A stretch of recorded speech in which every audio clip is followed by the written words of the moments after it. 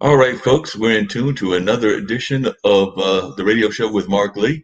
It is definitely good to have all of you fine folks over here checking out the program and things of that nature. So, definitely glad that a lot of folks are out there enjoying what they can do during these hard times that we are in. And definitely, a lot of folks are dealing with a lot of the issues that are going on around the world, whether that is coping with the coronavirus pandemic that is definitely hitting the world, whether that is dealing with a lot of the issues around racial equality and things of that nature, or whether it's just dealing with the economic hardships that many of us are facing in these days and times.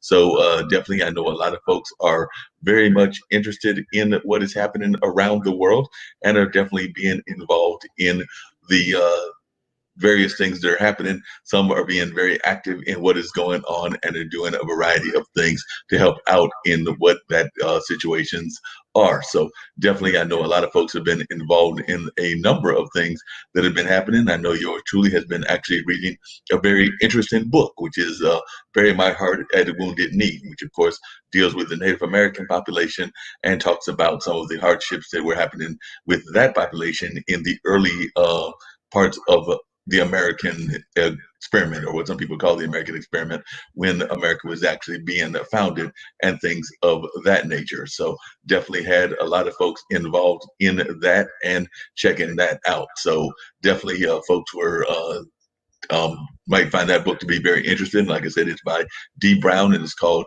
Bury My Heart at a Wounded Knee. In addition to that, I've also been checking out a variety of other things that are happening in the society as well. As a matter of fact, I went and got my hair cut earlier today and was checking out none other than one of the sports commentators on ESPN.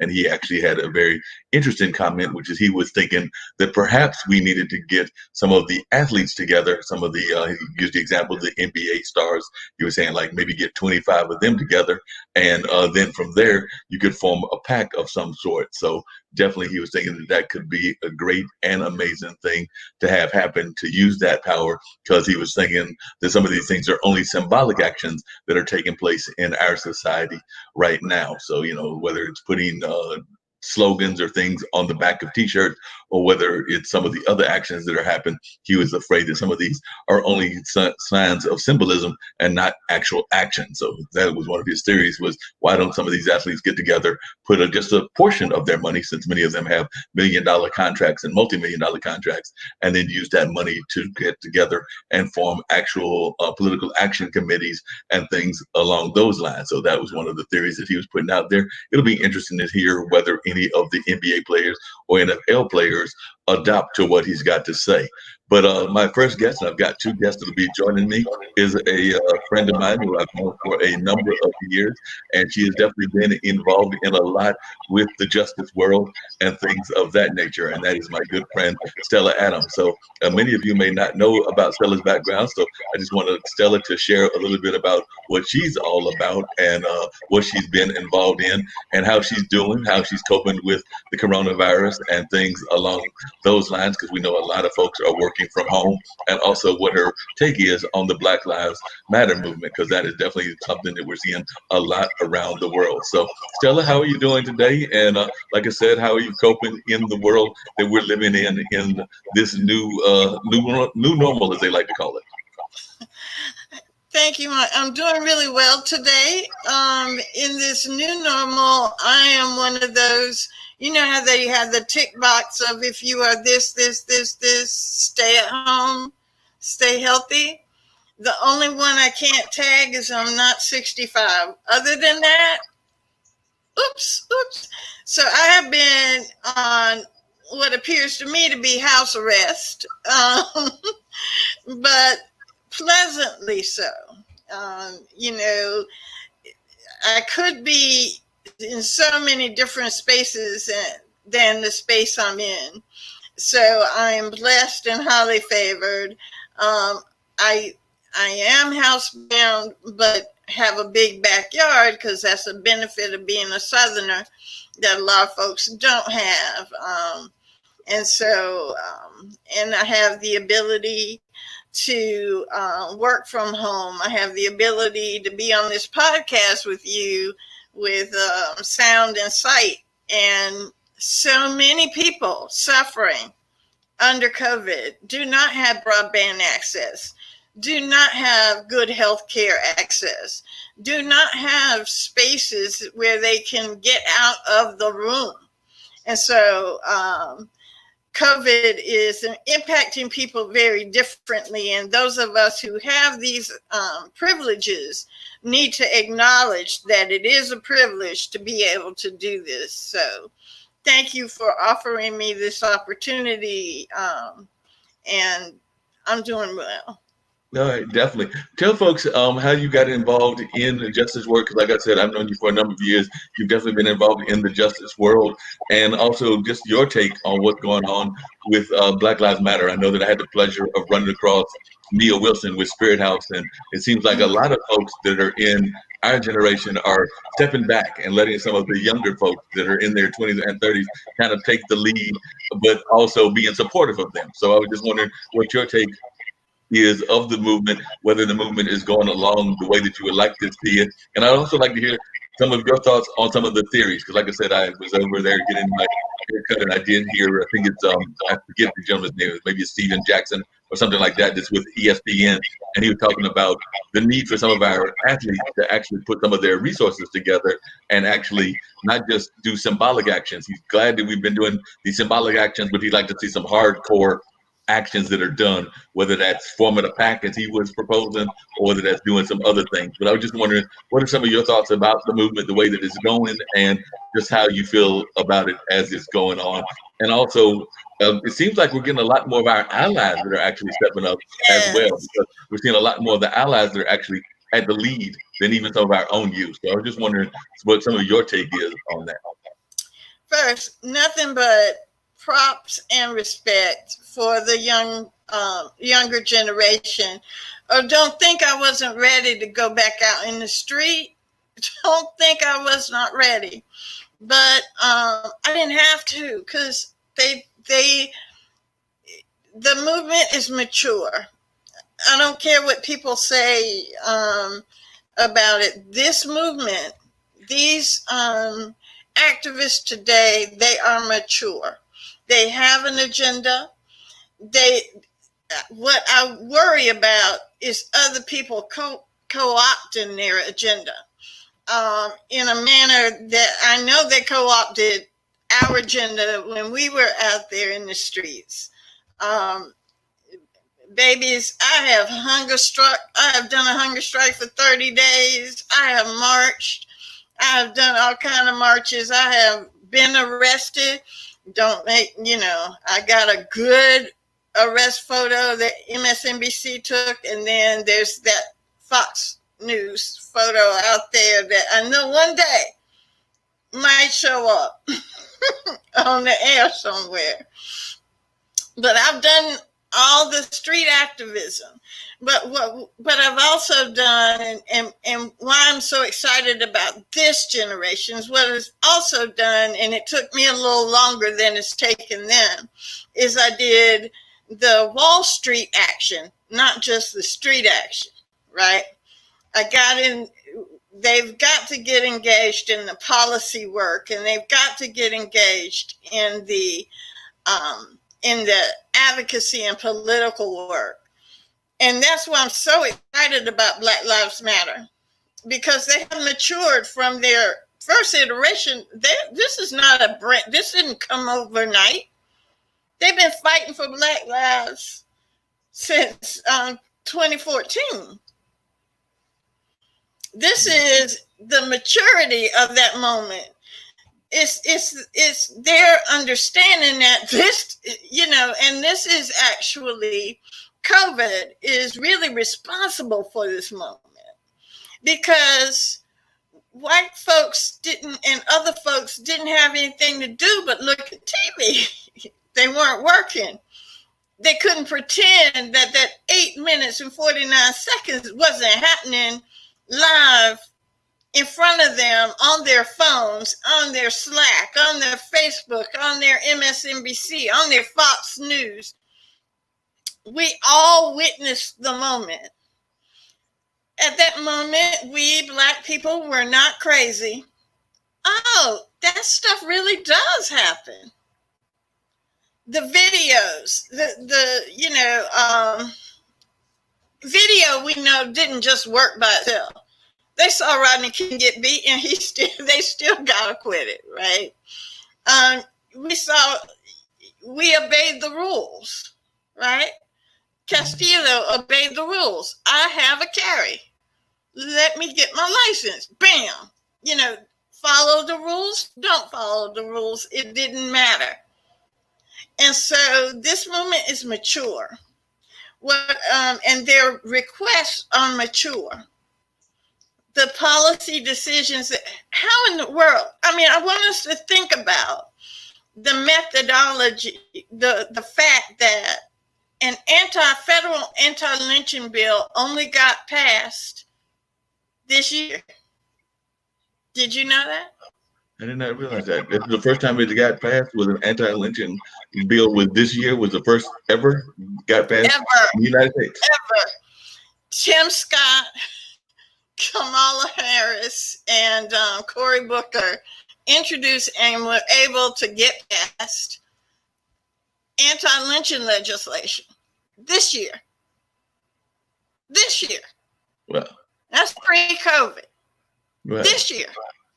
Wow. That's just amazing. So if we wait for folks to take to the streets and stay in the streets, but also these babies are attacking Wall Street. They are going after the city's settlement funds.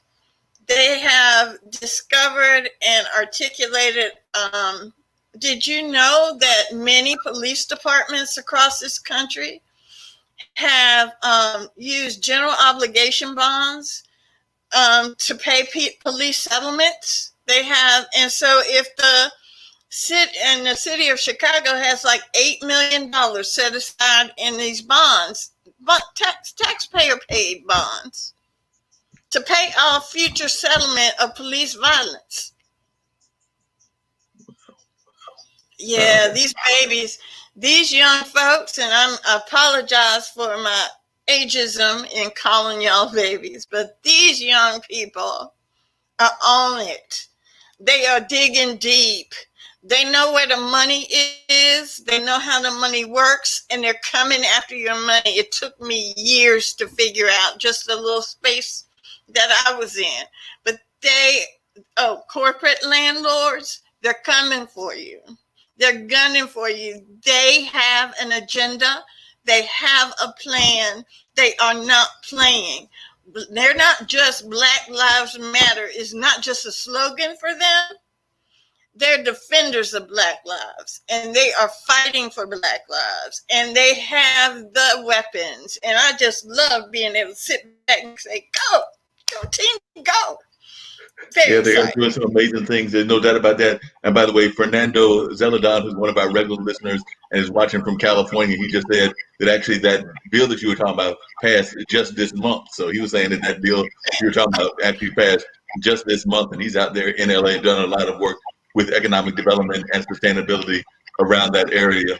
And he's also talking about gentrification. I'd like to hear your comments on gentrification as well, because I know it's big in California. Of course, we've seen it's very big here in North Carolina and things of that nature. And I also want to add, I've got another young lady that's going to join us as well, Sarah Fatima, and she's going to join us also. So I'm going to bring Sarah on. She's actually out of one of our foreign countries and everything. So I wanted to reach out to Sarah and say hello to Sarah. Sarah is a comedian that I met. Sarah, tell a little bit about yourself as well and what you've been thinking about the movements that are going on. You're actually a young lady and a young comedian, so you've actually been a fan, I know, of Black Lives Matter and some of the other things that are going on. So I wanted to hear some of your comments about what's going on, actually coming from like that Asian culture as well. Hi, Mark. Thank you so much for having me. Hi, Stella. Sorry, we're going to deal with my very frizzy hair this morning. I'm not sure what happened. But yes, I'm a comedian. I'm doing for about 4 years now. It's been a little bit of a challenge, woman of color. And thankfully, Los Angeles, though, it's a little bit easy. There are still hoops we have to jump through. As far as the movement goes, I am with Black Lives Matter to several protests in June. People saying things like, "Oh, it's helping spread COVID." That's not the case. We're all wearing masks. We're all social distancing. They're very brave, especially, I wasn't there in the very, very beginning. I was unable to attend the protests where, the very, very beginning ones, but I went to a few of them in March. They were very peaceful. A lot of the anti, they're trying to, there's a lot of like propaganda out there, like there's this, and that's simply not the case. I admire the work that Miss Stella Adams is doing. A lot of these people are doing. I'm still, cops who killed Breonna Taylor have still not been arrested. I'm just in shock of our justice system. And I personally feel like I'm still learning a lot, because I didn't think that somewhere like America we would still have such injustices. My parents, they immigrated from the Middle East. There are unfortunately like a lot of injustices over there and such, but when you think of America, you think it's kind of almost like you think we've got it down pat. But unfortunately, that's simply not the case, especially for people of color. And even, myself, I'm as a Middle Eastern person, I just found out that, they don't consider us people of color. We are considered Caucasian. And it's kind of like, where have you been thinking? I'm sorry. No. not what my people, not what we've been through. We're not, But and I also am really trying hard to take steps to educate within my own community, the Iranian community. I'm not going to sit and pretend that there is not anti-Blackness. There's a lot of work to be done as well. And so I'm just trying my best to serve as an ally. I'm actually not from Los Angeles, Mark. I'm from Ohio originally. Okay. And, to be honest, I didn't even really learn a whole lot about racism and, something like blackface until I moved out here. In Ohio, it's actually shocking thinking back how often I would see, I would witness something like that at a party, and, nobody really said anything. I didn't even remember learning about it in schools, in the public education system. I went to a high school that was 93% white. I heard certain slurs said, I heard certain words said, and it's so clear that, it's really, we have a lot of work to be done. Now, what I'm helping, I guess, in the Iranian community is every year we have a petition. I don't know if you know a lot about, Iranian traditions, but during the Persian New Year, we have a character named Haji Firuz. He comes out. So in Iran, in southern Iran, there are Afro-Iranians. And there's a very, very famous, not character, but his name is Haji Firuz. He is an Afro-Iranian. And during the Persian New Year, he comes out and he gives to children and, money and such. Now, diaspora communities here in the U.S., I don't believe there's a huge immigration of Afro-Iranians. Mainly they come from Tehran, Shiraz, cities up in the center or up in the north.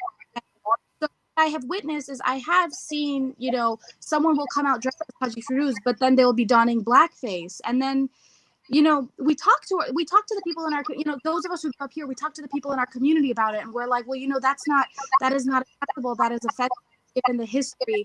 And I think we're starting to make some progress, because you don't see it in California anymore. You do not see it in California in those celebrations anymore. I think, and I understand, I'm not in any way, justifying the action or anything, because immediately they say, well, that's not our intent, that this is an Iranian thing, not an American thing. Well, it doesn't matter, because we're in a land where there has been a history of oppression, and, you need to respect. And a lot of times it's very unfortunate. People from the Middle East like to call themselves white. They love, especially people who are direct immigrants, and they believe they want the white privilege. They want to latch onto that. And they think back just, calling themselves that makes it okay. And we're doing a lot of work here, kind of the second generation, trying to teach the older generation to ally with people of color, because they don't that we are also considered people of color. So yeah, there's very clearly a lot of work to be done. So my focus is primarily in that area, because I think the more allies, the better. And once again, and Mark, thank you so much for your activism. Thank you for educating everybody, and I really appreciate it. No problem. I appreciate it. Stella, would you talk to what she said? Because I think that there's a lot of times that education is not touched on, and we don't get the education in terms of like learning our history that the allies can learn and other people can learn. Because a lot of times that's not covered in our school systems. And I know you've been a proponent of trying to get it done more in the school system. So I'd like for you to talk a little bit about that. And also, I know that we recently had that person who, I won't say his name, but he's the one that currently occupies the White House. But he did this whole thing about trying to like reclaim the term cultural wars. Like we were talking about cultural wars years ago, but I think the context we were putting it in was totally different than the way he was using it when he went to Mount Rushmore. So if you would talk a little bit about that as well, Stella. So there's a lot of interesting things in the conversation that Sarah just espoused. First of all, why Middle Eastern people are white is because there's a Supreme Court ruling that says Middle Eastern people are white. Back at the turn of the century, there was a case where a Syrian, I can't remember the case name. When you get my age, you don't have to remember case names. You just need to remember the stories. You young folks go look it up. But there was a Syrian man who applied to be designated white. And so Middle Easterners are designated Caucasians for purposes of the census. Now, the cultural reality is that people in the Middle East bounce from white to non-white, depending on the war, the time, and the country. Okay? And right now, y'all are not white. You're not treated as white. You're not treated as an individual country. You're the Middle Easterners have various stereotypes that are placed on you, but these things put your community in danger. And if your community does not understand that it is in danger, it is going to be shocked. Because those who hate, they don't just hate us, they hate all of us. They hate the America that we want to be, which is multicultural, multi-ethnic, multi-religious, and joyful. We want to be the melting pot of promise, right? Here you have a administration that wants to take the words off the Statue of Liberty and say, oh, those words weren't meant for anybody but white Europeans. That's not what that statue says. That's not what it means. The Statue of Liberty does not. It says, give me you're tired and you're poor. And those hoping to be free. That's refugees. That's not the rich who can afford to pay $500,000 to come to America and get a citizenship. And so we need to make sure that many of our arriving first generation brothers and sisters to America, they don't know the vile history of our nation. As all they know is that shining city on a hill. And believe me, it is a shiny city, but scratch. Just beneath the veneer, it's a little, we hide a lot with that shiny stuff. That veneer is beautiful, but we want to make it real. And we want the new arriving citizens and residents to help us make that real. And so I'm always fascinated by the internal cultures as well, the Afro-Iranians versus the Sunnis and the Shias and the Kurds. There's so much interplay. The Persians and the non-Persians, there's the interplay is so interesting. But our history as a humanity is there in that country, Persia, the seven wonders of the world. All that civilization is built on is from that region. And yet we don't have a cultural understanding of. Americans barely speak American English, let alone understand languages outside of our culture. You can get us, and so we have so little understanding of our own history, let alone world history and the role we play in the world and how the world evolved, right? Iran is not some construct of the European colonization. It was a civilization. It ruled the world for eons. The world was based and centered there. And so we need to learn real stuff in school, not fairy tales. George Washington did not chop down the cherry tree and say, "Father, I cannot tell a lie." We need to get that out of the book and put some real history in. I would love, yes, absolutely. I don't remember learning anything about the Middle East in the entire 12 years I was in school. And, my, it was a public school, but it was also kind of, I guess, lauded in the area for being, a really good school. But yeah, and not just we didn't learn too much about South America. Really, I remember it just centered around both American and European history. And I really think that, it's not really doing the population any favor. And the education system. And also, I'm a little bit, we talk about the history, it's almost, I'm sorry, I word this correctly. It's almost like we haven't learned from our history. We see what has happened in Iraq, in Syria. I was in Iran visiting family 6 months ago when the administration, did kill the Soleimani, one of the Iranian generals. We thought World War III was going to start.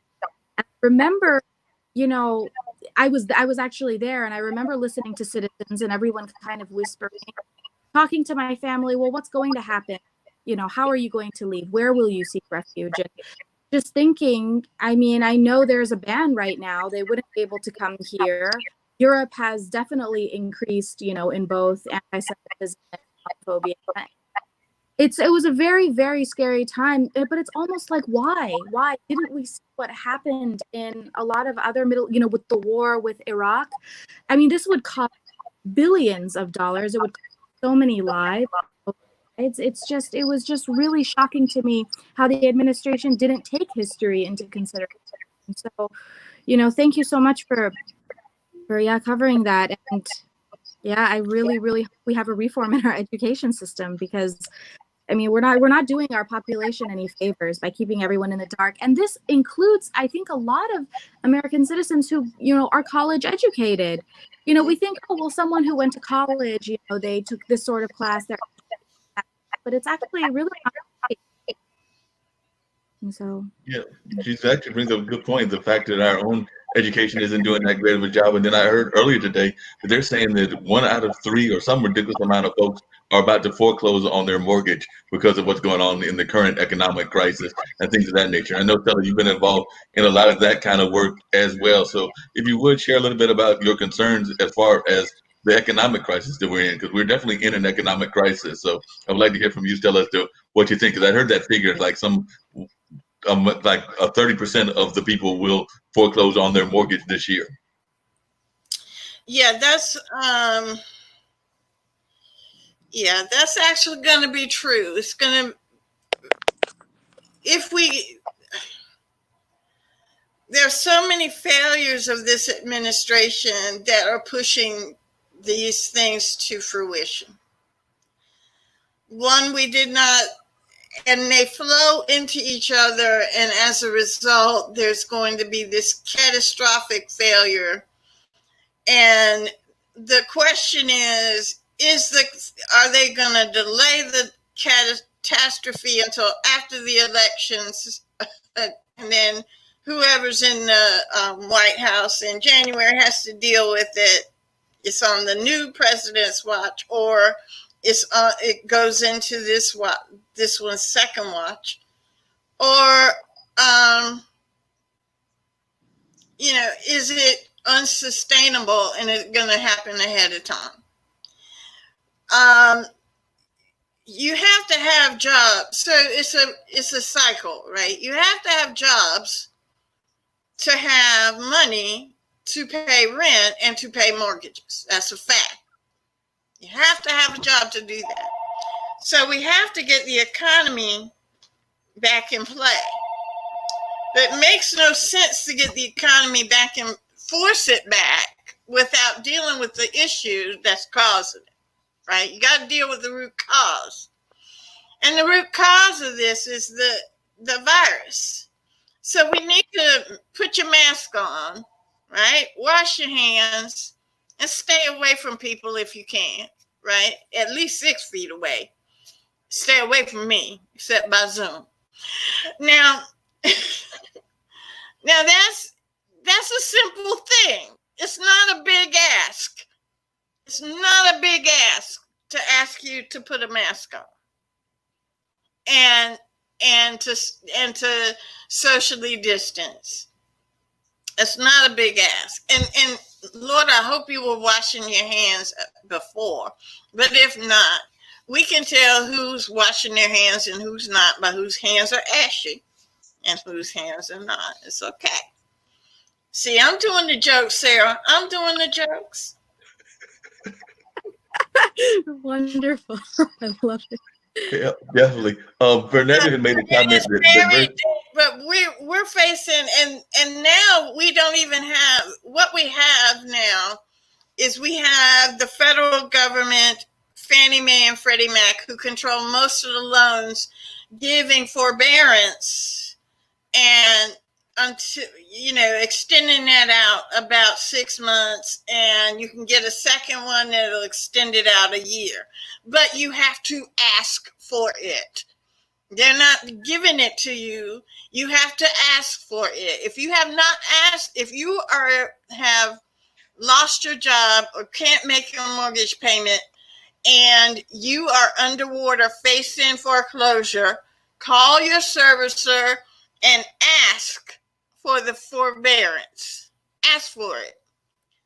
But all that does is delay the day you pay. It just pushes it further down the hill. At some point, you got to pay Peter. You got to pay the piper. Yep. But right now, let's keep people in their homes. This is not a time with COVID out here for this massive homelessness. The other thing that we have going on is that Wall Street is now our landlord, not Miss Mary across the street. And Wall Street landlords don't care about the fact you don't have the rent. They're going, as soon as these moratoriums on evictions come up, soon as the moratorium ends, they're putting you out in the street. Wow. Fernando had a couple of comments. First off, he said, diversity was the cast of Taxi television show. That's what Trump thinks is diversity. And then he also said, the dark ages of Europe were the golden age of MENA and Africa. And then he said, how did they transition into the economy after the Spanish influenza? Lessons learned. He said the 20s were raging no. So it definitely sounds like we should be learning some of the lessons even from 100 years ago and everything. So Stella, for those that are watching for the first time, and I know Fernando's involved in economic development and activism and stuff as well. And I also want to hear from Sarah, her journey. It's a shorter journey, but Sarah, I'd like you to tell how you got involved in the work that you do. Like I said, I've known you to be a civil rights advocate for a number of years. I know you've been at Moral Monday marches and a lot of other things. So I'd also like to hear what you think of Reverend Barber's Poor People's March, because I know the Poor People's Campaign, because I know he's definitely trying to get that back going again. But I'd just like to hear your take on how you got involved and some other comments along those lines. It's a family business. We've been doing civil rights for generations. I'm actually a fourth generation college educated woman. So you know that my family's been engaged in activism for a long time.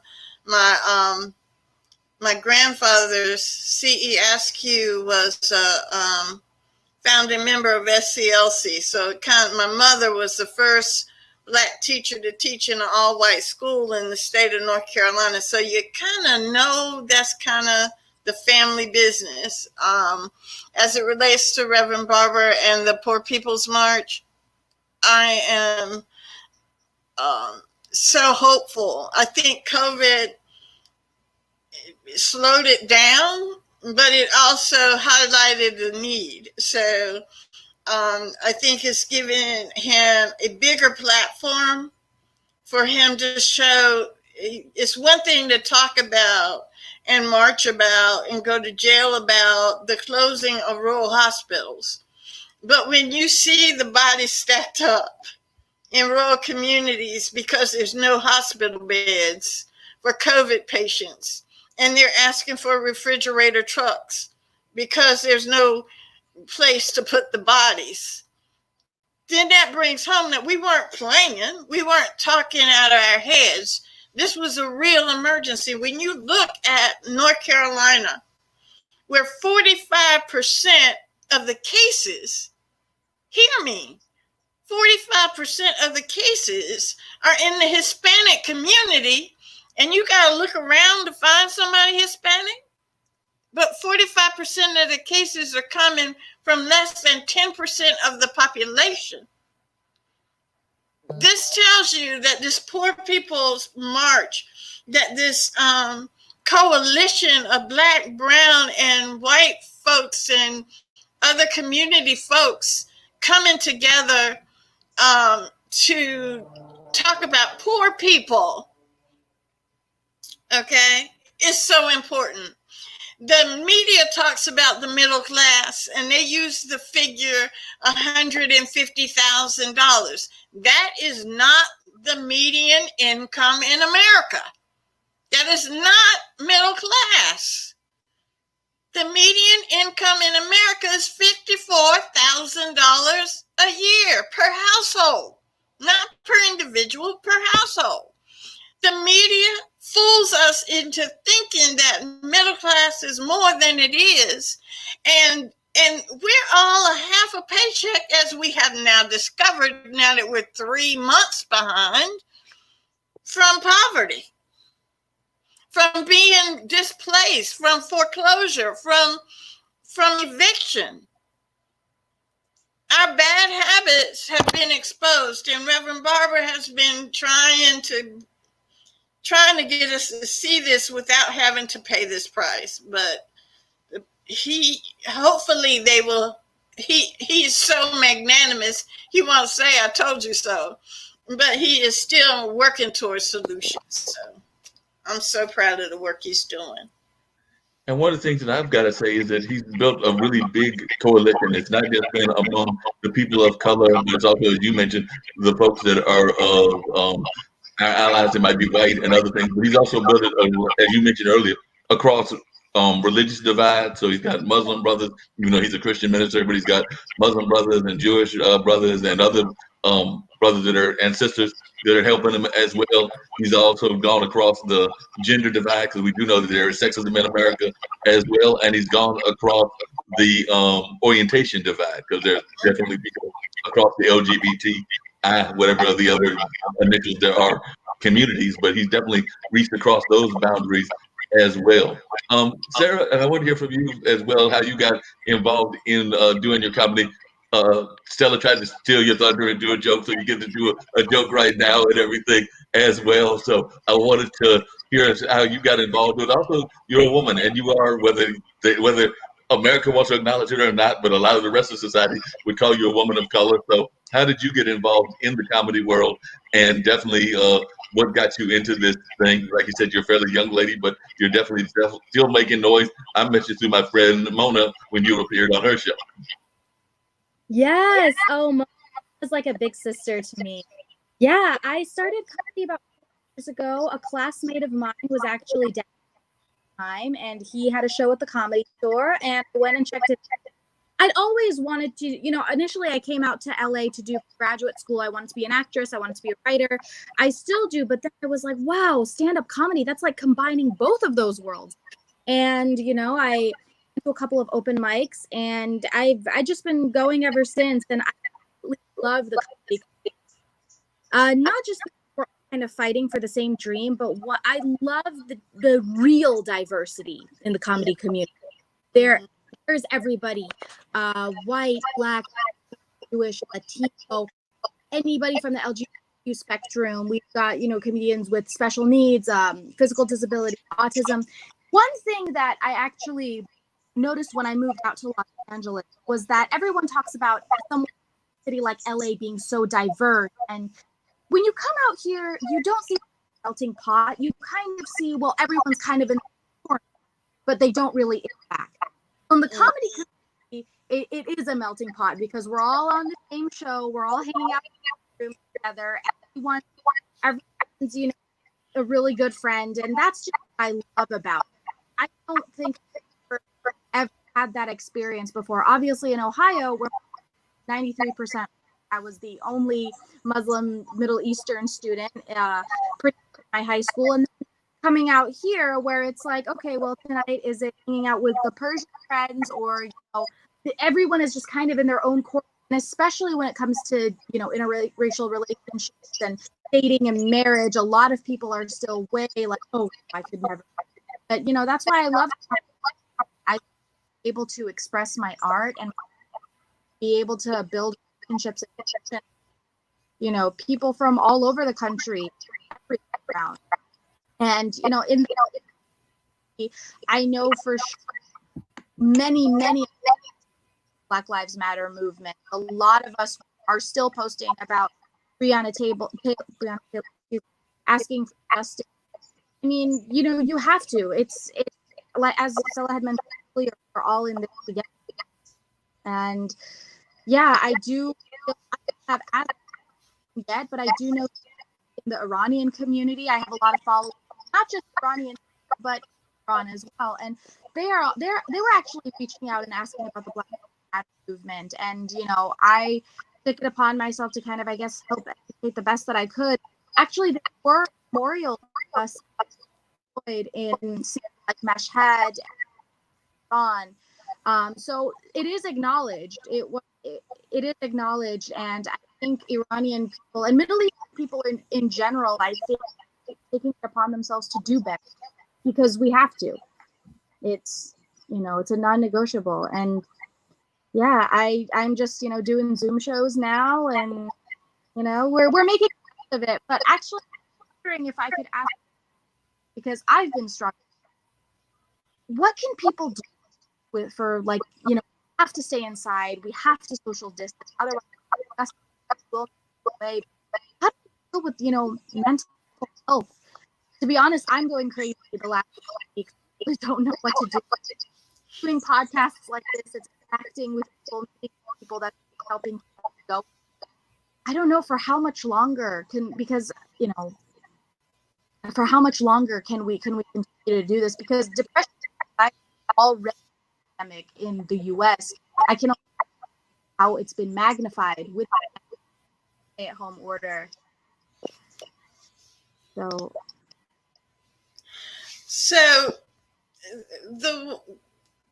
it's simple and it's hard. Okay. If we wear a mask, wash our hands, and socially distance outside, we can hang out 6 feet apart, right? But if we don't do those 3 fundamental things, then people like me are locked down. And there is a depression.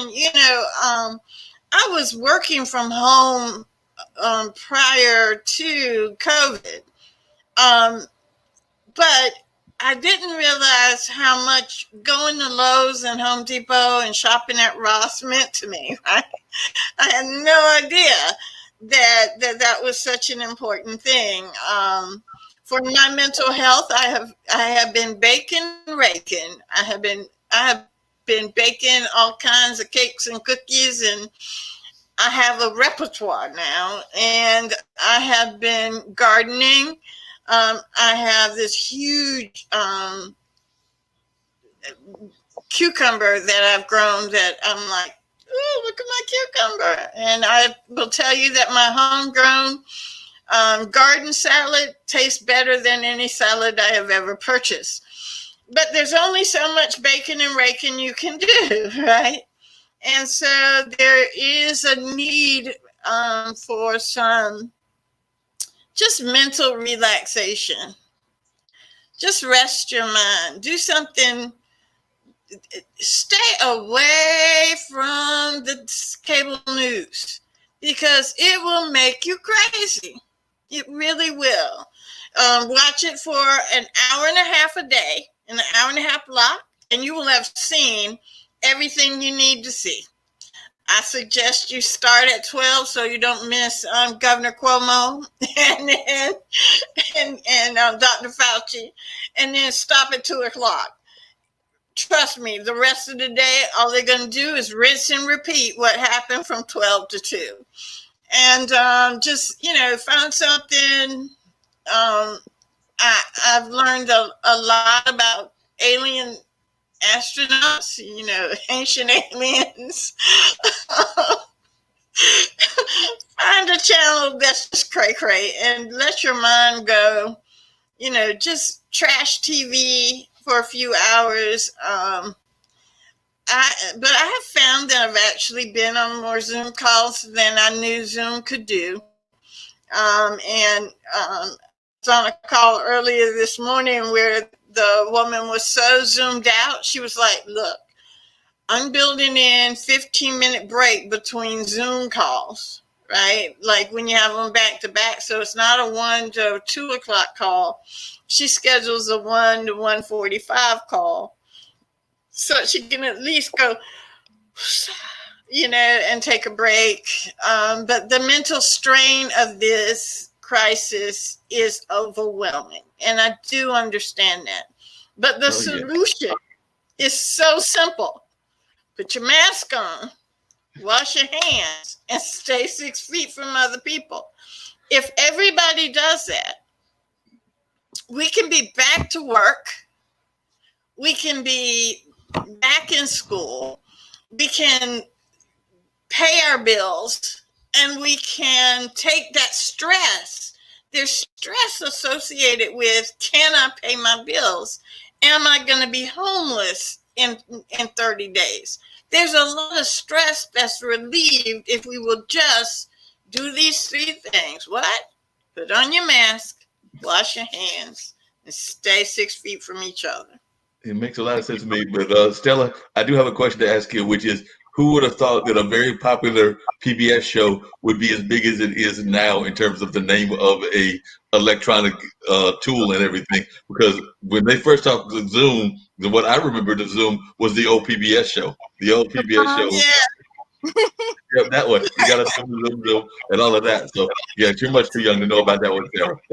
But now, Sarah, the question I've got to ask you and everything is, how are you coping? Because you're a young lady, and I'm 58. I'm still very much in that single world, but I can cope. I'm old, so I can go a long time without a relationship. But you're a young lady, and there's very little dating going on. So I'm thinking that your dating life is having a hard time in this whole COVID world. Funny enough, I actually downloaded Tinder this morning and got banned within 10 minutes. And I didn't even do anything. I don't know why they banned me, but I wish one good thing did come out of it. I've been on a lot of FaceTime, a lot of Zoom days, where it's just focused on talking to the person. We're not doing anything. We're you know, especially, I mean, I have my qualms about that. Men in Los Angeles love to physically move forward very quickly. That was a struggle that I definitely dealt with, but it's really nice to kind of go on different Zoom dates, and it's a time saver because dating in Los Angeles, well, you have to put on your makeup, you have to get dressed, you have to, if out, you know, halfway big city, it usually you're calling off a night where I could be at open mic network or a screen, you know, and so I know that this has been one of the biggest changes with COVID for me. Is even after coronavirus, I want to keep at least the first or second date to a FaceTime date. Really feel the person out, really see if I like them, and it's worth kind of getting to know in person. And so that's kind of a blessing in disguise, I guess. That for sure. But, you know, of course, yes, everyone. I mean, I've read so many articles about how, and, you know, being close to someone is a physiological need, and how, you know, I read something earlier about broken heart syndrome and how that is actually a new thing. I believe it's brought on by, you know, emotional stress, and a lot of people are having it now because of the pandemic. And it really is scary because we don't know when a vaccine is going to come back. My close friend does in neuroscience. She is working with scientists on a vaccine. No, it could be 2 years, but all I know is that the next time I can do live stand-up comedy or step into a nightclub. So it's been a serious struggle. I will say, you know, I had some panic attacks. I have maybe lost myself in more wine than I should have the last few weeks, because it's tough on everybody. But, you know, I mean, some days if all you did was survive, then that's good enough. Yeah, that's true. You just gotta have that whole survival mentality and everything of that nature. But I was also wondering because Iran, I know some of the other parts of the Middle East are very much about the arranged marriage. So I'm thinking, are your parents trying to like do that whole arranged thing with you, or are you actually able to go find like a date of your own? I do know a lot of the Middle Eastern cultures are about arranged marriages.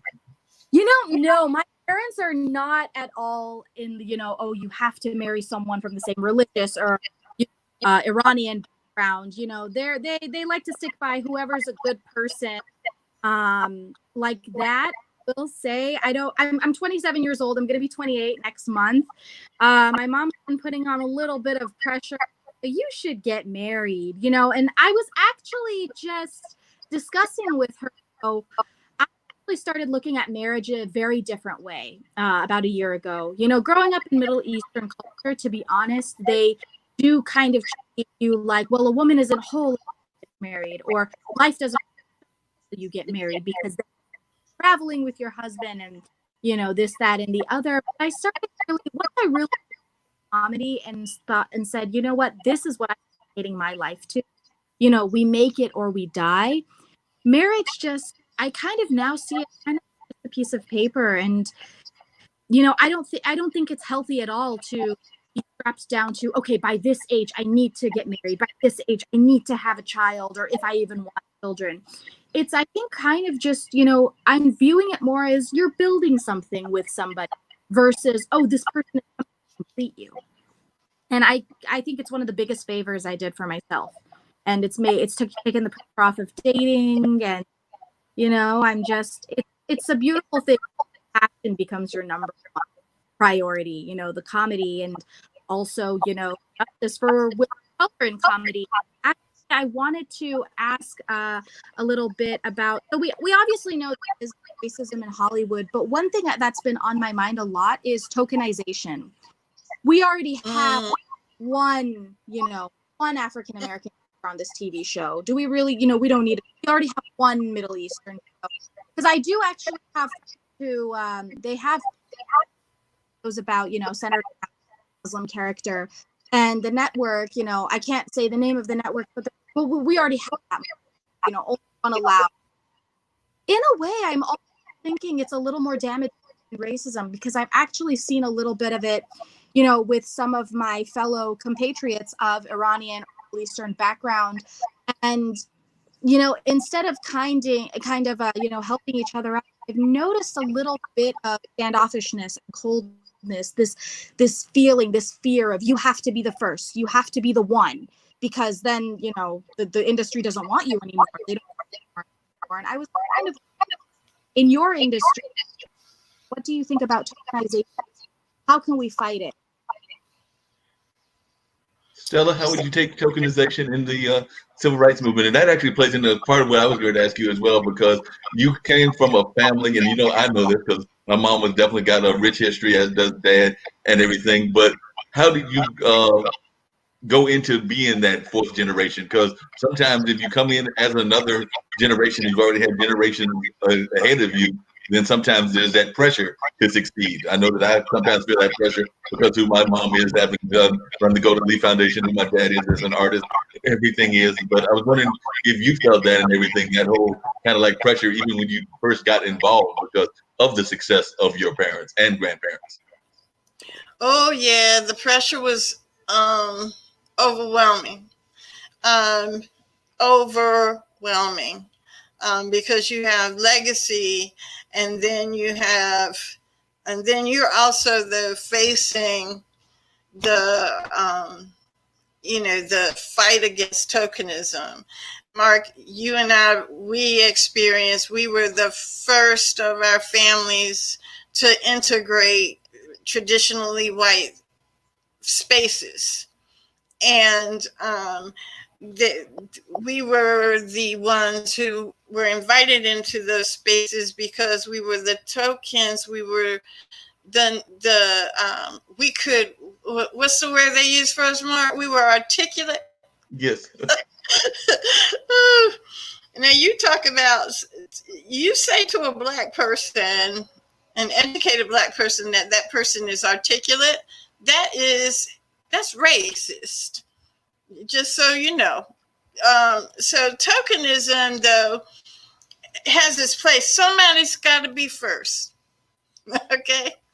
Somebody's got to occupy that space, and how you occupy that space expands or contracts that space for others. What you don't want to be is the "I told you so" person in that space, right? But it also it can be used as a power tool, or it can be used, it can be meaningless. If you get in that space and you just occupy it, right? You're just safe, milquetoast in the middle of the road. Nothing's going to happen except they're going to put you were the first person in that space, right? That's a token. Oh, we've had one. Oh, I know that person, right? But if you're the first person in that space and you see yourself as a point on the spear, that's different. And so it is hard for people to give up that specialness, because what they say to you is, oh, we don't mean you. You're special. You're different. And if you embrace that versus no, this is my culture, this is who we are, as opposed to this is who I am, you can expand that space and help each other out. But there's still tokenism. I'm 62 years old, and they're still saying every week I see the first Black person congratulate so-and-so for being the first Black whatever. Okay, so it takes, that's why I'm so excited about Sarah and other young activists, and in every space. You own your space, right? You don't have to be in the street in my space. You be the activist on that stage, right? Talking about gender issues facing women of color, talking about gender issues facing Iranian women, talking about religious confusion when you come, and Lord, the cultural confusion of coming from Ohio to Los Angeles. You got comedy gold, okay? Stay in, own your space, live your space, and let others, but be an ally and and an accomplice to people in their other spaces. And I thank you for all that you have done around the Black Lives Matter movement, but tokenism is just part of the plan. Yeah, To definitely break agree the with mold. you. Yeah, and she's definitely breaking the mold, no doubt about that. So, what was it like moving from, or your parents moving from the Middle East to Ohio, and you from Ohio to Los Angeles? Because I'm imagining, like Stella said, those had to be some serious culture shocks. Because you had some serious culture shocks. Very much so. So my dad came in the mid 70s before the revolution, just a few years before the Islamic Revolution. And of course there was a hostage crisis, and there was a lot of that going on. And so, you know, he dealt with and the racism. So that's actually why I noted, you know, whenever my dad hears something, he's a college professor, but if he hears about something, you know, racism or something like that going on, he's always the first to speak up because he experienced it firsthand against Iran. My mom was in Iran or with Iraq, and, you know, still deals with PTSD, sounds of like loud sirens and bombings and stuff. Yeah, you know, my family loves America, where I'm very, very blessed to be able to do comedy here. And I'm not just talking about anywhere in the Middle East. I'm talking about even like I was in France, because when you've made it in America, you've made it worldwide. And I just feel like we have all these opportunities.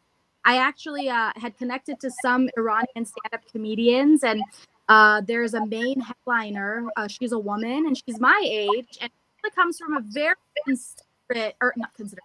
conservative city. And so, you know, just hearing about battles and how she tried to do comedy, and there's so much, you know, you have permission from the government to perform here. You are not allowed to make fun of certain things. And so they have even more hoops to jump through than I could ever. And so it's very interesting, you know, learning about the different perspectives.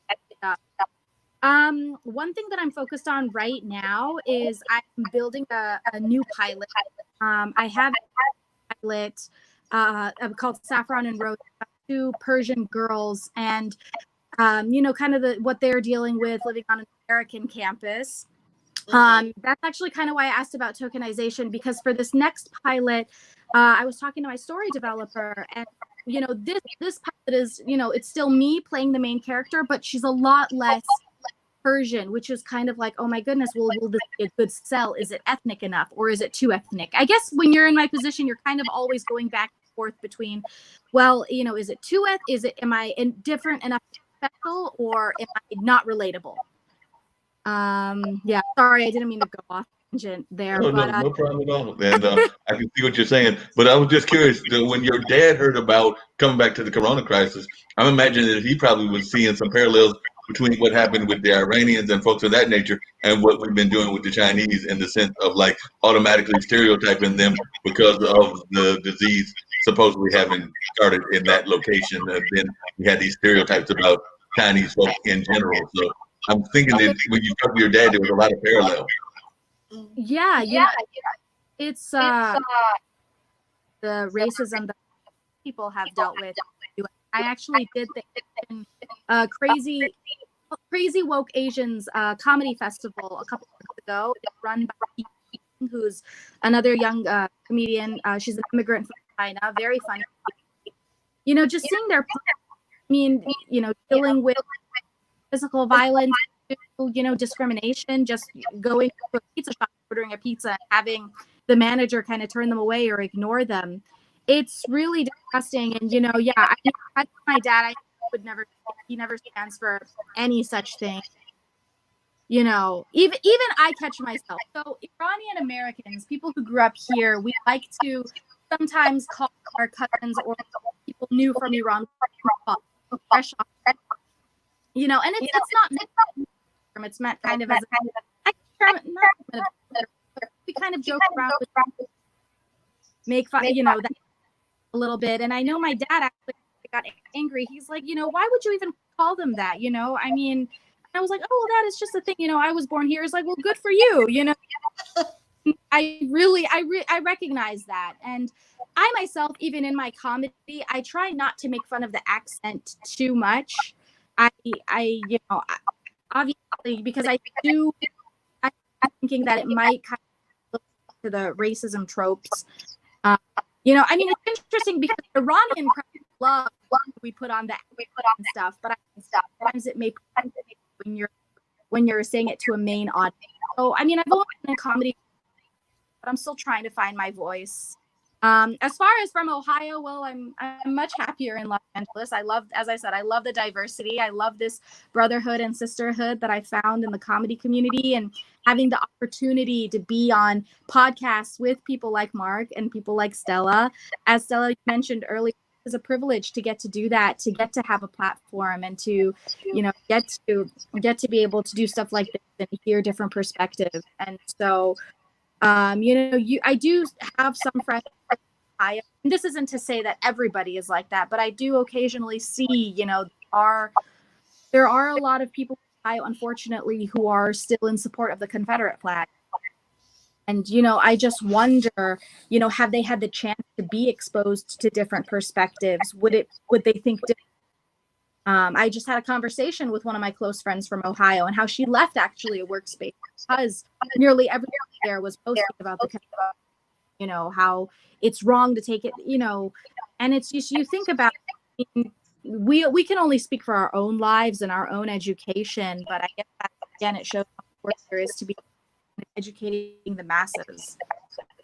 Yeah, definitely. So, Stella, what do you think about the whole thing with the Confederate monuments and us taking them down, and even some of our supposed world history people having their names taken down, whether that's Thomas Jefferson, whether that's Woodrow Wilson, whether that's whoever, and some of the movements to move things? I just read earlier today that the Redskins are thinking about not being the Redskins anymore. They're going to change their name, the football team, because of some of the conversations that are going on. But I just think to know what your thoughts were in terms of like changing some of these names and everything.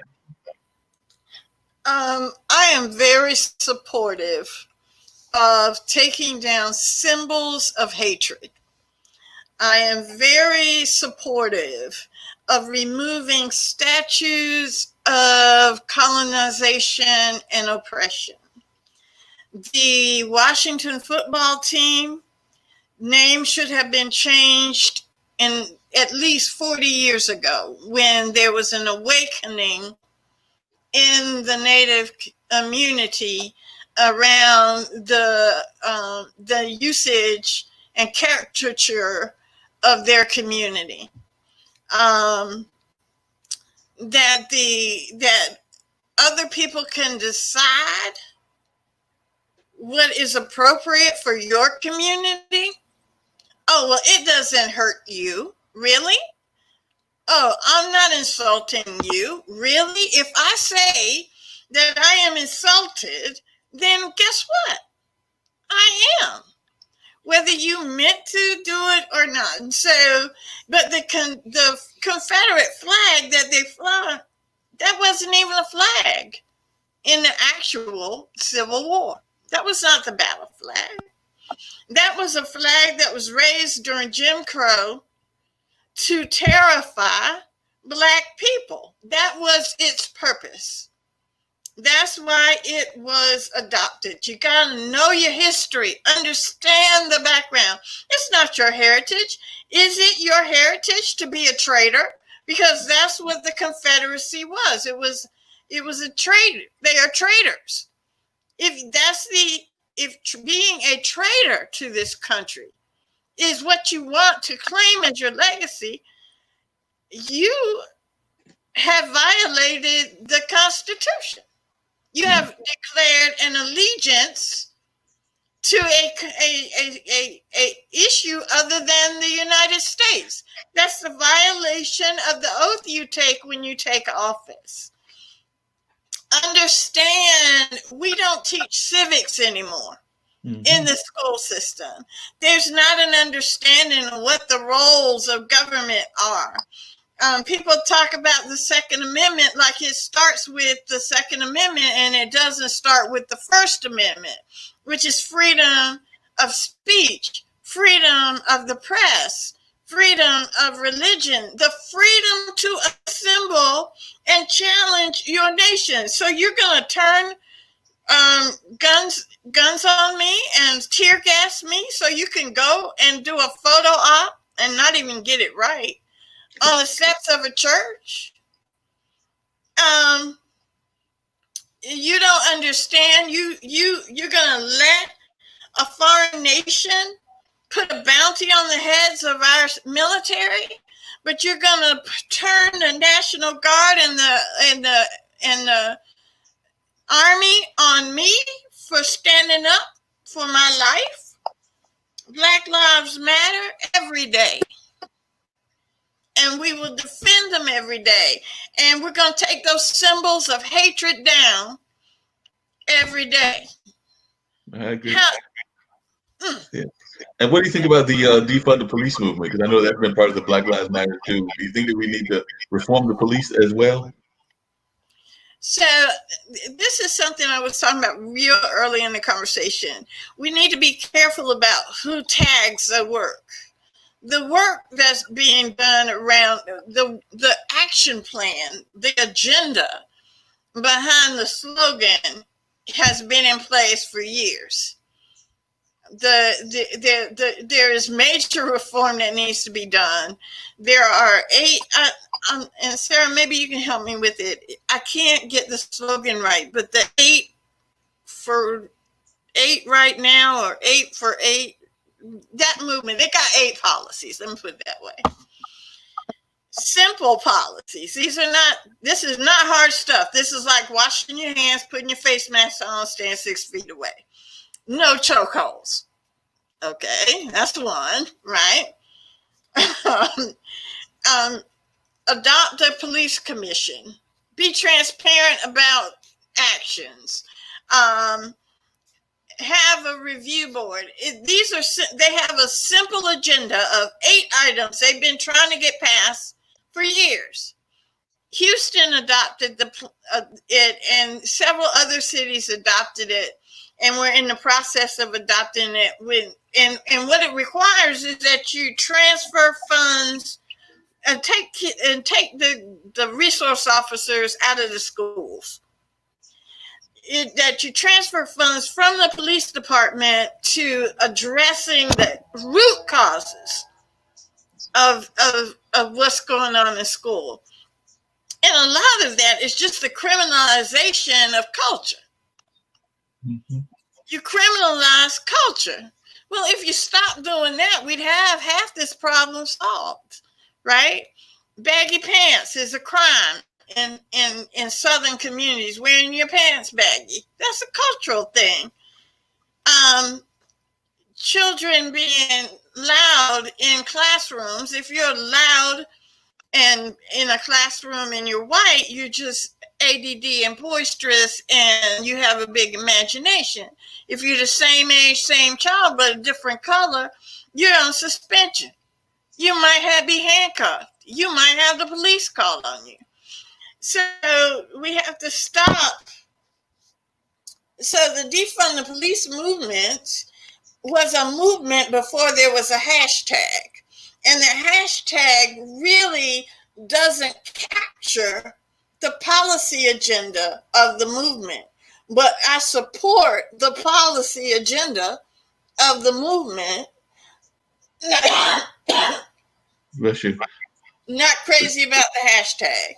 Yeah, and that's one of the things, and I'd like to hear both of your takes on this, and I brought it up earlier on the conversation and everything, but that's one of the things that people are talking about is how we might be getting caught up in the symbolism and not necessarily the policies. I think that that's one of the things the DSP and Anchor were talking about when he was saying get together those, and he used the example of either NBA players or NFL players that are making tens of millions or, you know, several millions of dollars, and then putting a portion of that money and then using that money to actually attack policy issues and to actually bring up policy changes, whether that, he called it the Black PAC, but that was just a name he created right there off the top of his head. But whether it was creating a Black PAC or a political action committee or whatever, but using some of these athletes, and I would even argue entertainers like what Sarah is, because there are a number of those in the Hollywood community as well that have that kind of power, but aren't necessarily using that power. I mean, we've got great people like LeBron James that is doing that kind of like great work and everything, but he was just urging more of our folks to do that in our community. So I'd like to hear from both of you, Stella and Sarah, what do you think of that concept of us trying to get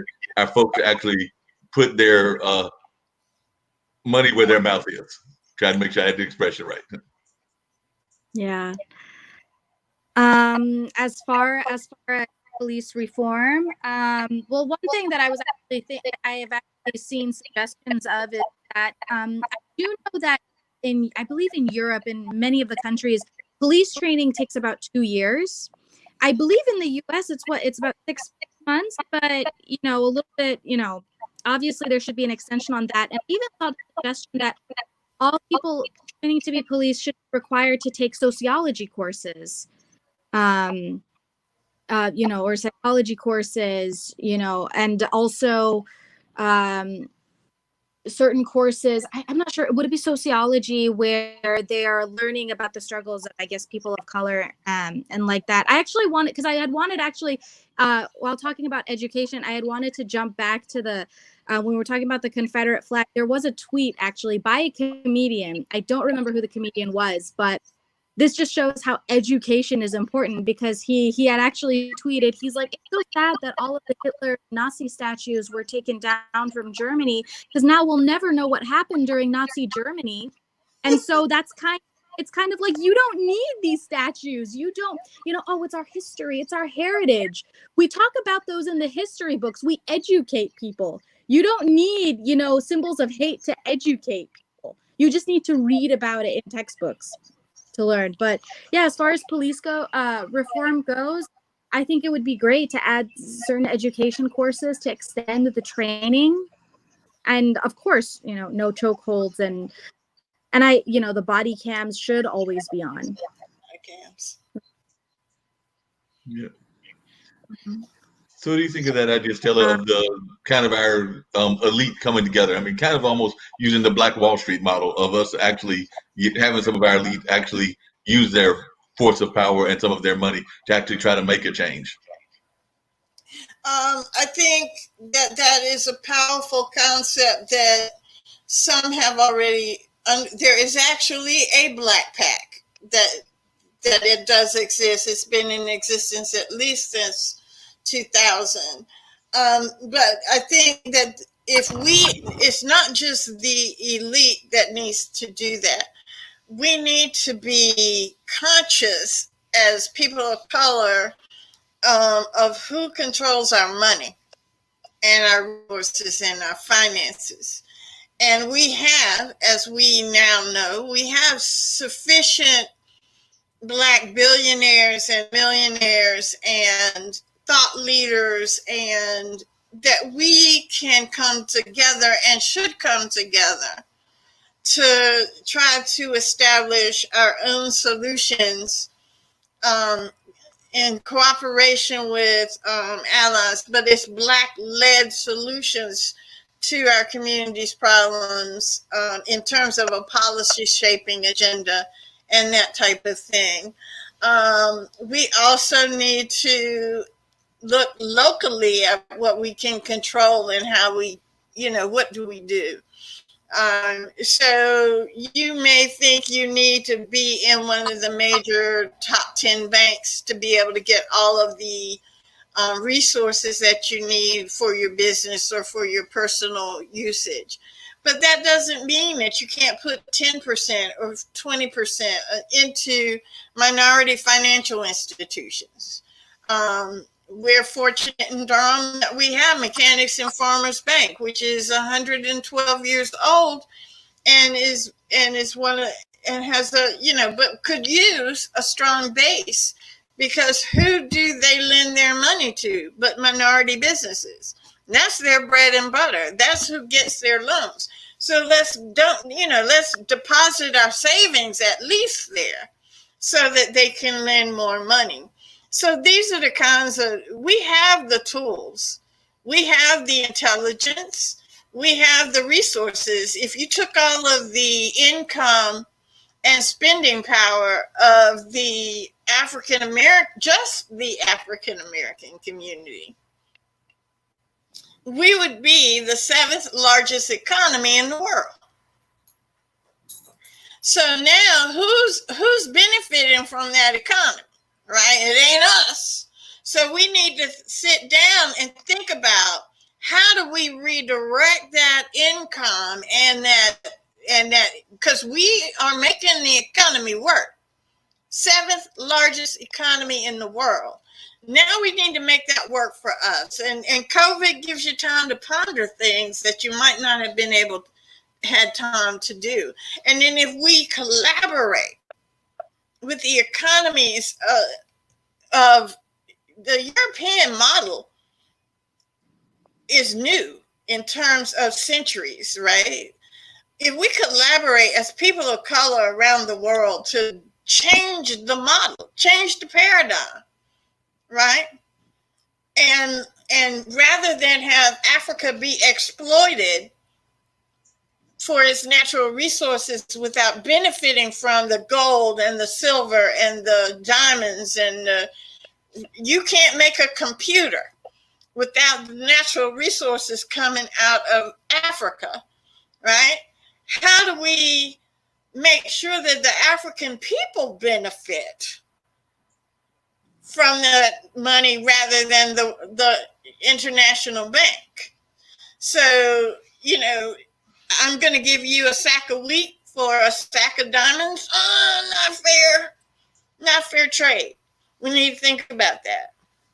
Yep, and I think that we're also not developing the natural allies that we could develop. I don't know that we've done enough in terms of reaching.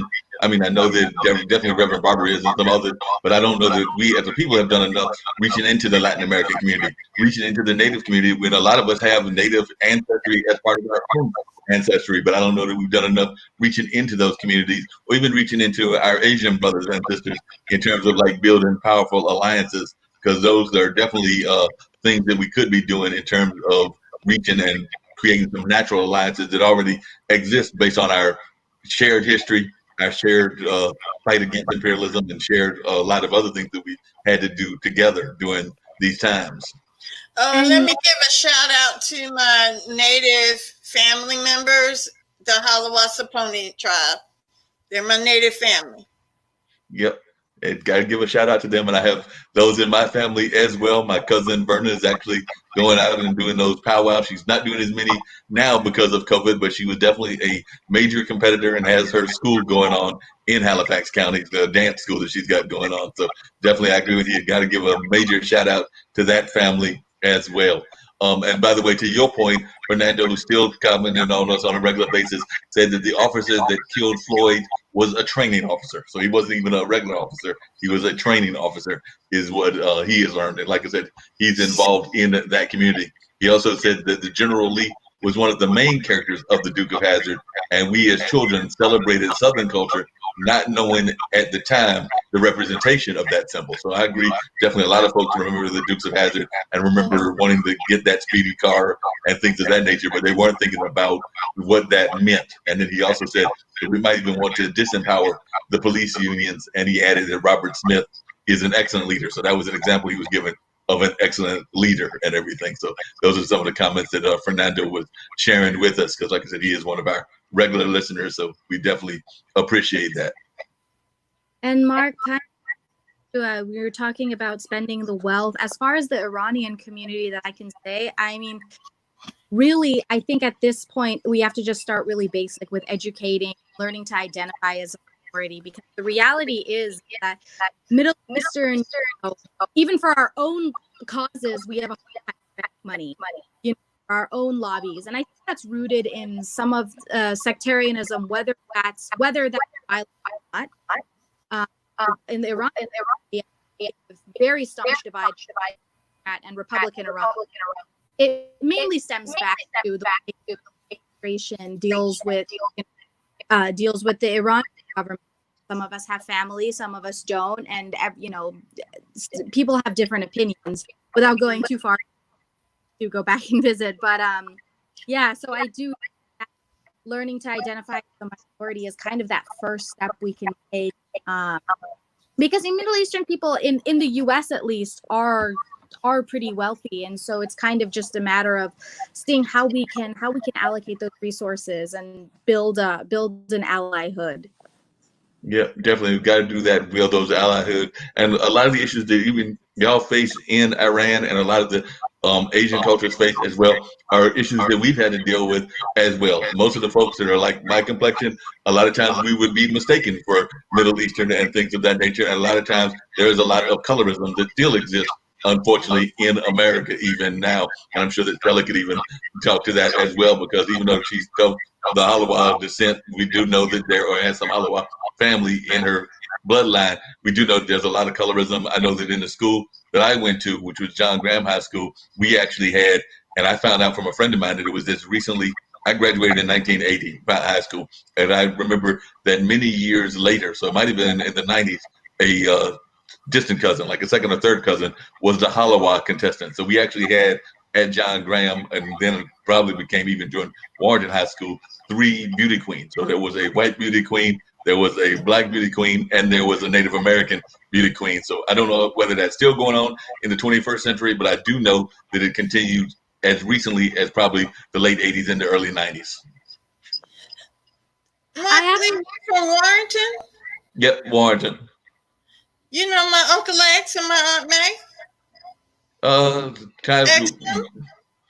The name sounds vaguely familiar. I may know them. I have to go back and to figure out whether I know them or not. But yeah, I was in Warrenton, John Graham, because I was the next to the last class in John Graham. I think I was supposed to be in the last class, which would have been 1980. Well, I graduated in 1980. We were supposed to be the last class, but the last class was actually 81. So since 81 to now, it's been Warrenton High School, which was John Graham and Norlana merged together. Mm-hmm. I actually was wondering what were you saying, Sarah? If there was a type of sectarianism within the African American community, as far as like dark skin versus light skin. Yeah. What about Christian versus Muslim? I know there's a very large population of Black Muslims, and I was just curious about within your own community, you know, if there is there more of an allyship, or is there still a lot of work to be done? Is there a lot of advice? It's my understanding, and I would like to hear Stella's view on this as well, but I do think that there's been attempts to reach out and to have the Muslim and the Christian communities unify and to do things together, and there is some of that goes on in our community, but there is still some divisions, because unfortunately, as we know, and we've alluded to it in this conversation, the greatest tool in terms of the greatest tactic in any war, and whether it's whatever kind of war, whether it's a cultural war, whether it's a military war, or whatever the type of war is, the greatest tactic to defeat somebody is divide and conquer. So definitely the forces that have been masters at that, whether it's dividing people based on religion, orientation. I sometimes think, and it's just my personal take, that that's one of the great faults of our Black church, because it takes one passage within the Bible and it carries it too far to the extreme. And because of that, a lot of our LGBT community folks are disenfranchised, I'll put it that way, from the Black church, because certain Black churches don't want to deal with them because they feel that lifestyle is against them or a sin or whatever they want to consider it. So I think that becomes an issue even between, like, say, the Christian church and some of our LGBT community. So as far as I'm concerned, it's just another divide and conquer tactic, whether it's that or dividing us from our Mexican brothers or our Latin brothers.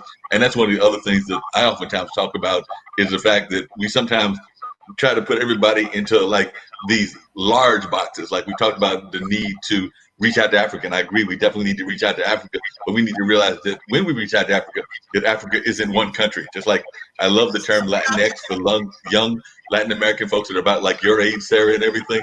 But then a lot of times when folks use it, they forget that that's a whole region. That includes Mexico, Honduras, Brazil. I could go on naming several of the countries, but it's not one thing. Because I know sometimes, even I'm in the festival business, and I know sometimes in the festivals they'll be like, let's get a Latin band, and once they get the one Latin band, it might be a calypso. I mean, not calypso. It might be a salsa band, or it might be a whatever the other form of Latin band is. That's it. You got your one. We're done. And I'm like, no, but there's a greater culture here than just that one group representation, because Brazilian music and Mexican music are two different styles of music. Mexican's a little bit more country oriented in my mind, whereas Brazilian's a little bit more dance oriented. But I mean, but they're still two beautiful styles of music. They just come from a different kind of background. But too often, it's not just the festival world. I would even argue in the political world, sometimes we try to get one person to speak, and if they speak for that community, then we're done. But no, not realizing that it's a lot of diversity even within those communities. I would imagine the same thing even there in the countries around Iran, because you got Iran, Iraq, and all of that stuff. And I imagine that a lot of times if somebody sees you and you're the one Iranian comedian, they don't go talk to the Iraqi comedian or the Pakistani or the Turkish comedian or some of the others that are in that same general area. Not quite the same area, but the same general area. Iranians actually, especially in Los Angeles, they only like to, for a comedy show, if you want to get Iranians out to a comedy show, the entire lineup better be just Iranian comedian, not, Arab comedian, Pakistan, they're very, very national in that way, that it's just kind of their own culture. And so, yeah, again, with the allyship, there's a lot of work to be done. You got to ally with other Middle Eastern, and then ally with other people of color, and kind of discuss what can be done further. So there's a lot of that. That's very interesting. I was actually curious, as far as the political divide, Black Democrats versus Black Republicans, like we have Candace Owens. I'm wondering, I don't know too much about the political divide, or if there is a political divide. I mean, I was just very curious about, what that's like and how that's dealt with. So there used to be real Republicans. There used to be Republicans who had conservative values, whose values were primarily around economic. It was an economic, not socially based, but an economically based party.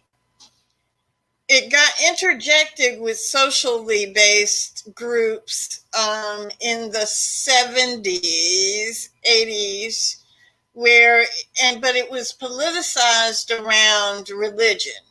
So you still had a significant number of African Americans in the Republican Party. Edward Brooks, who wrote the Fair Housing Act, was a Republican. And he was the first Black senator. He was the only Black senator until Cory Booker there were several women in between, but it was a philosophy. Okay. And so I know and knew many Black activists who were Black power people who believed that we cannot put all our eggs in one basket. We can't put all our votes in the Democratic basket. We needed to be engaged in the Republican Party as well. And they were committed to being Black and the Black agenda and Black economic power through the Republican lens. And we got the housing, and the housing Department of Housing and Urban Development was developed through that mechanism. Key leaders came up through that mechanism. Colin Powell in that mechanism, and Condoleezza Rice. I may not agree with her foreign policy perspective, but it was a legitimate perspective. And they never forgot they were Black. They always put forward the Black agenda. So that group of Republicans, that's all I knew until these cray-crays came into place. Now, I put in that genre, Mia Love. She's in that genre I previously talked about. You see, she served one term, right? I used to put Will Hurd in that group. I don't know where he is now. The one I will say that Tim Scott is trying to hold down that spot. He's trying to hold it down all by himself. Candace Owens is a Trumper. She's not a Republican. And we have to separate members of the cult of Trump from the Republican Party, even though the Republican Party has not separated itself from them. What was the Republican Party and what is the Republican Party today are two very different things. And it only took 3 years to do it. And that's the danger, one, of not having influence in both parties. Now you couldn't be black and touch, poor Tim Scott, you couldn't be black and touch the Republican Party with a 10-foot pole. But he's holding it down, trying to be that little point in the spear so that we can come back in but they have lost members. Just as, and the Democrats, I'm going to say this, and then I'll probably never be on another show, Mark, except Republicans are very open about their racism. They're very open about that they see me as a dog or an animal. Okay? On the progressive side, they see me as needing their protection, and they see me as their pet that they need to take care of. But neither one of them sees me as a fully human being. And that's what's so exciting to me, Mark, about this current iteration of young activists, right? It's black-led. You come on and join us. We love you. We want you. Be our ally. Be our accomplice. But this is our show. We make the rules. We decide what the rules are. We decide what's important to us. Y'all are welcome to join. Okay. And that's new, right? Because they were in our generation, and Mark, fix me if I'm wrong. Once we got this party started, then they come in, the progressives come in and want to bring in their DJ. You know, okay, the party's good and worked up. Now I'm bringing in, my DJ and my agenda. Yeah. The women's agenda, for example, black women, not white women, black women got the part, changed the way the world worked in 2018. But white women's agenda was pushed forward. Now, I'm going to tell you that abortion is very important to me. I understand, well, not me anymore, but I'm sure it's an important issue, but it's not on the front burner for black women. Equal pay is, right? Child care tax credit and equal pay and transportation and housing, affordable housing. That's our agenda. But it got pushed back because, women won this. No, it wasn't women. It was a subset of women, right? And our feminist agenda is different from the white female feminist agenda. And the racism within the feminist world is just unbelievable. So we have to acknowledge that there's racism on both ends of that prism. And what we have to do is stand in the gap and be our leaders of our own cause. And that's where Sarah and the young people are taking up their own causes. Native American communities like Black Lives Matter, yeah, but look what they're doing to us. They're coming in here, killing us with this COVID, and then going to run over the treaty on us. Look at what they're doing to us. And they took ownership of their agenda, and we're going to get a new name for that team in Washington that they've been trying to get for years, but it's when they took ownership and didn't let other people say, well, we'll get to that. Well, yes, that's important, but let's work on this first. When they took ownership, now they're getting the change. They took ownership, and now that pipeline is shut down. They took ownership, and now they own half the state of Oklahoma.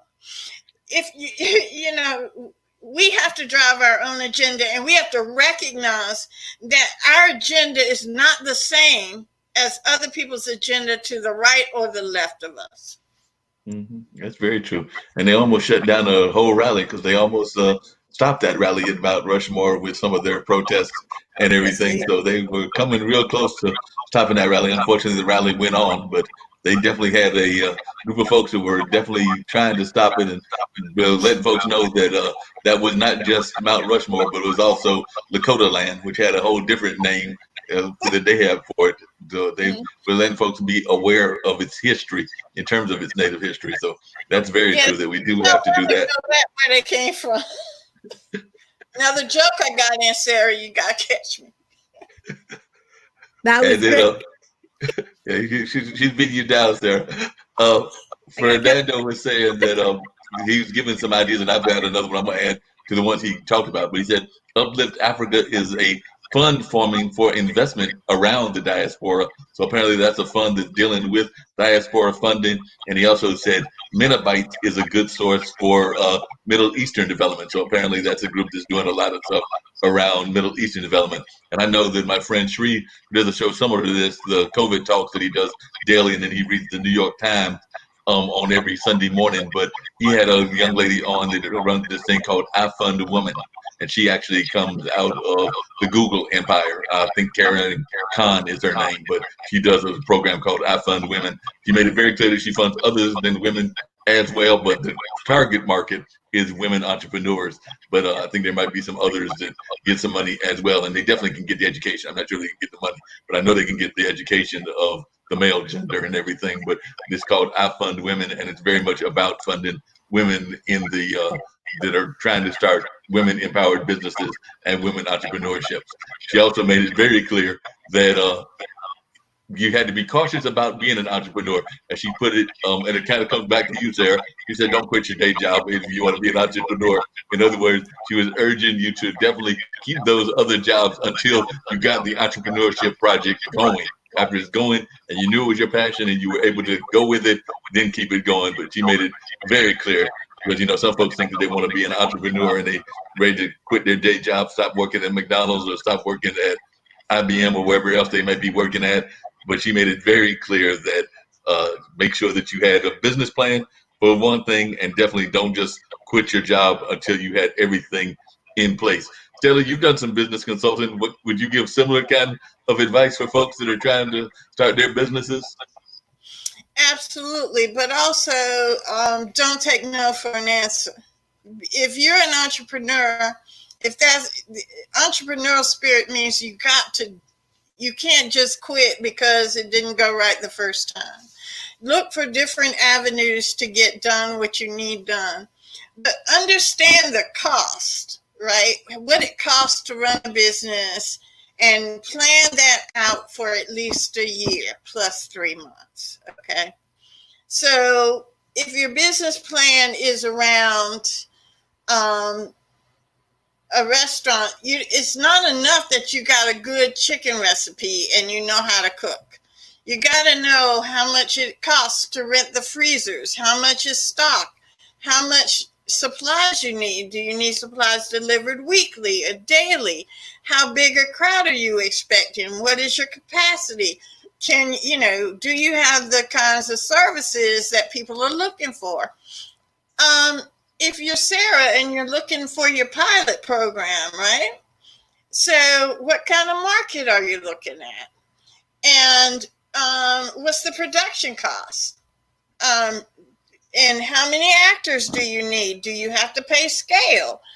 Will they take, what's the front end cost? What's the back end? Oh, you didn't think I knew your business. I know something. What's the front end cost? What's the back end cost? What's the distribution method? What's the distribution cost? Who gets the money? Okay, who's going to make the money at the end of the day when you get your 100 episodes in and you're up for syndication, what are the syndication rights? What percentage of that are the actors going to get? Are the writers going to get? You want all kind of credits. You want writer credits. You want producer credits, director credits, because you want that money. The credit means money. And so you want as much of that to stay internal as possible. Then you want to look at, okay, so you go to the main networks and they say no. What about looking at angel investors who might then fund the production of 10 episodes? And then all you're looking for is a distribution deal, right? Or you can do the pilot and then try to sell both the episodes and the distribution, which is harder, I think. You know, Tyler Perry, when he went to the networks, he had 100 episodes. He got a deal for 100 episodes in the distribution up front. And that's why he's able to produce all those different shows. So you want to think about those mechanisms, but the main thing you want to do is you want to build in money for you to eat. Many people build in money to run the business, but then that pays the bills. But after they pay all the bills, there's no money to eat. There's no money to pay the rent. You factor that into the budget. How much do I need to subsist? Lights, water, food. Then you put all your production on top of that. So I just want people to think about it from a fundamental point of view. And then you have to be willing to work 22/7. I'll give you two hours, to breathe. But you got to be willing to work 100%. All the time. And nobody should work 24/7 because that's not good for it and it's not healthy. So 22/7, you're going to have to work if you're an entrepreneur. So, Sarah, how much of that have you already done? How much of those have you gotten? How many pilots do you have? How much of that have you already put in place? Was actually formative. I still, my first plan, I 2 years ago, still trying to, I've done pretty much what I could. I actually pitched it to Effie Brown last year, which was very cool. It was cool to get feedback on it. And I'm still a little trying to get that off the ground, but yes, finance actually in the process of kind of building out a production chart as well as to live in LA and to eat. And, that's very stressful. That definitely contributes to the anxiety, but it's worth it. And, even if Saffron and Rose didn't end up getting picked up by anything, to have all those Iranian Americans reach out to me personally and say, hey, I really needed this show growing up, and thank you so much for fighting for our representation. It was worth it. And so we're just going to try it again and see how it works. And thank you, Stella. Angel investors, I'm going to look more into that. Yep, sounds like a plan. You've already got your homework, which is going into the angel investors. Yes. Get ready to wrap up everything. I do want Stella and you, Sarah, to get an opportunity to give some words of encouragement to folks that have been listening, and also tell folks how they can reach out to you. And I'd like to start. I'll go Sarah first, and then Stella. But Sarah, tell folks how they can reach you, and also this is an opportunity for folks to find out what kind of comedy is your kind of comedy, or what they can expect if they come to one of your comedy shows. If you want to tell a joke, and Stella's already beaten you a couple of times, and you can do that now too as well. But definitely tell folks how they can reach you. If you want to share one of your trade jokes or anything, that'll be cool as well. I will say, do venture into dark humor, and I actually am a roast battle with Jeff Ross. So we get pretty crazy, but yeah, I just try to stick as authentically as I can to myself, my perspective as a Middle Eastern woman from Ohio who visited the Middle East, navigating life at 27. You can find me on, it's at Sarah Fatemi, SARAATEMI. Same with YouTube channel, Twitter. And I have a lot of my sketches and stuff that I write, produce, and act in. And yeah, reach out to me, DM me. I will message you back. And yeah, I always post show dates on Instagram. So Okay, cool. Appreciate you. Stella, tell folks how they can reach you and some of the activism work that you might be currently working on. You touched on a lot of it, but anything that is a project that you're currently working on that you're really passionate about. And then for both of you, and I meant to have that Sarah do that as well, but we'll go to Stella now, and then I'll have both of you give any words of encouragement that you can give to folks in these hard times that we're in, where we're facing all kinds of crises, whether that's the economic crisis, the pandemic, the racial divide, or the various other divides that are going out there. But definitely, Stella, tell folks how they can get in touch with you and any things that you might be working on now in terms of activism projects. And then we'll go to the words of encouragement. All right. Well, you can reach me at Twitter at FAIRHSGSTELLA. That's Fair Housing Stella at Twitter. You can reach me through my website for my business, which is www.sjadamsconsulting.net. And you can find me on Facebook, Stella Adams 1, I think, on Facebook. I just want to just encourage people to be yourself and enjoy life, and take advantage of this opportunity. This is an opportunity. You know, you can turn threats into opportunity, but this is an opportunity. You've got your home, you got your computer, learn something. Do something that you never had time to do before.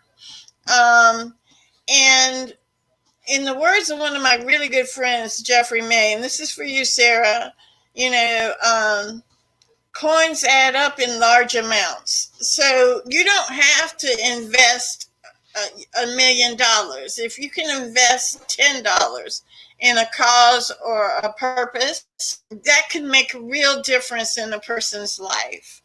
I always remind people that I freed 4 slaves in Africa and the northern Sudan with $400. That's what a life was worth there. And we have to remember that around the world, we're blessed here in America, but we have to fight. We have to win here so we can win everywhere. And just God bless you all. And that's my words of encouragement. I appreciate that. And just to let you know, you're right. You have to sometimes just do a project. And sometimes that project might beat you down, but you still have to finish it. I had actually just ordered from Amazon a drawer, like a clothes drawer. And it was one of those assembly things. I am not the best assembly person in the world, but I managed to read those instructions. The drawer is complete and finished. It was about to kick my backside, but I did have somebody that gave me some encouragement and gave me some words of encouragement on a similar show like this. Is a buddy of mine's streaming show. So the young lady gave me, who's a coach, and she's actually from India, but she's a coach and gives people mentor, like the spiritual coaches and stuff like that. So she gave me some encouragement, and I went ahead and knocked that cabinet out. So it's now done and it's complete. And now I got to tackle this other one that's behind me, which is a bookshelf. So, you know, I'm thinking that you can order these things, and after you order them, they come self-assembled. Doesn't work that way. They actually give you the supplies, and you got to fix it. So I agree with that. And just in full confidence, and Stella will correct me if I'm wrong, she does have some background, Sarah, in the world of television and stuff like that nature. Because, like she said, she's been involved in fair housing. So I believe, if I remember correctly, she was involved with a good friend of mine's telenovela, and that dealt with fair housing as well. So she knows from experience, because she was one of the creators of a telenovela that was done. When was that? About 10 years ago, Stella, or maybe a little bit longer? About 10 years ago, we did Nuestro Barrio. It was a great telenovela. And we also did a movie called The Other Side. So I got a little something on that production side. Send me an email. Wonderful. I will add you on Facebook. Absolutely. Thank you, Stella. Thank you. for my words, especially to my people of color in the entertainment industry, create your own projects. Don't wait for the movement towards. Create your own projects, market it, create your own path. It's all in your. I appreciate that, and that's a very powerful message. Definitely appreciate that. I think that y'all will be great connectors in terms of connecting each other. Thank Glad you so that much both for of y'all having are on us, the Mark. show. Like I said, Stella has definitely done some work in a lot of industries, everything from the regular housing work that most people expect, which is going knocking on the doors and helping people with their housing, or the telenovela, but she's definitely been involved with a number of things. You'll have to see about getting with her and Dilsey, our mutual friend that did that project, about seeing if we can't get it and maybe even airing it here on the IBM TV platform, since I know that they are showing movies and things of that nature. So we might have to bring it out of the dust balls and see if we can't re-air it. That would be really helpful because it was around this crisis. So that's a good idea. Call Dilsey. I will definitely call her and reach out there and see if we can do that and make that happen. So I appreciate both of y'all being on. Y'all were amazing guests. Definitely enjoyed having you both on. Hope to have you both on at another time. So hopefully you will come back on in the not too distant future and share some of your other stories. But I definitely enjoyed the conversation, and I think folks definitely learned a lot. I saw some different eyes that were popping in from around the country. Like I said, Fernando was listening over there from LA, but I saw some other eyes that were watching as well. I think I saw some folks from India and other parts of the world. So definitely tell your friends about it as well, because they can definitely go back and re-listen to the Facebook Live, as well as it's going to be on our YouTube site. I believe it might be on Twitter and LinkedIn. So definitely go back and check the various platforms and hear the interview again and things of that nature. So I appreciate both of you being on, and of course here on the platform we have some other great shows. So I know that on Thursday they have Podcasters Thursdays, where they invite various podcasters on, and one of the podcasters comes all the way from Jamaica.